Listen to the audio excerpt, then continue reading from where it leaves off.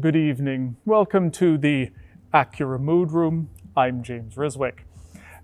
Actually, I don't really know why they have fancy chairs here. Something to do with the new sound system that's in that car. And what is that car? Well, it is the new revised 2025 Acura MDX. Let's get out of the fancy chair and take a look at it. This would be the Type S, and honestly, it's not as different as the standard version, but I'll get to that in a moment. Lower bumper, that's the most different.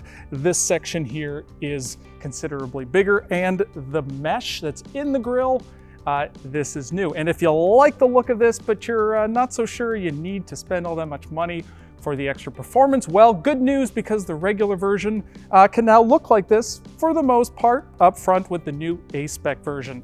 I don't have one of those to show you here, but basically looks like this, but slightly different grille mesh. Now this would be the standard version, and the main difference is before this chrome or black trim used to go all the way around, kind of like lipstick. As you can see, it doesn't anymore because this trim piece, it's new. It's also the same on the Type S. Now this grille insert is new, and this is the grille insert that you get on that aforementioned A-Spec, which otherwise looks the same as the Type S. These wheels, well, these are new, and all of the wheels on every MDX, they are new for 2025. The Type S, again, it does have dark taillights as well. And if you're wondering about the other difference between the Type S and the new A-Spec, well, here, quad pipe still only for Type S. Inside is a much bigger deal. Specifically, note what is missing. No more weird touchpad thingy. This display, it's not only bigger at 12.3 inches, it's not only closer to you, but it is a touchscreen.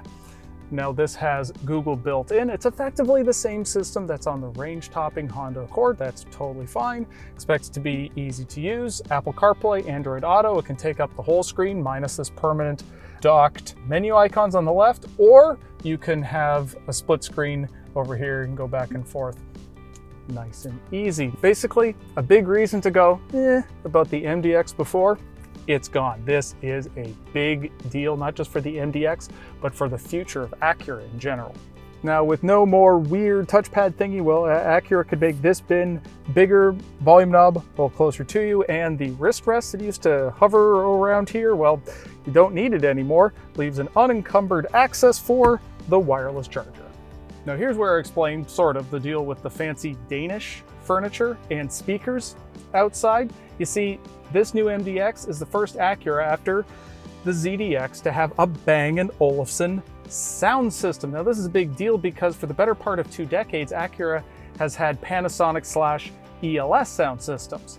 Now, most of the standard MDX trim levels, they'll have a 19-speaker Bang & Olufsen sound system, but the Type S Advance, it has a 31-speaker system, including 12 speakers in the ceiling alone. This is the most powerful system ever put into an Acura, and it has every trick up the sleeve of Mr. Bang and Mr. Olufsen. So yeah, it should sound pretty good. Driver assistance technology is also improved for 2025, but by how much does depend on the trim level. Now this is the Type S Advance, top of the line. You get several new sensors, including ones literally hidden behind this panel that make it possible for a few new features. Specifically, automated lane changing, a lane change collision prevention system tied to the blind spot warning system, as well as front cross traffic alert. Adaptive cruise control performance is also improved.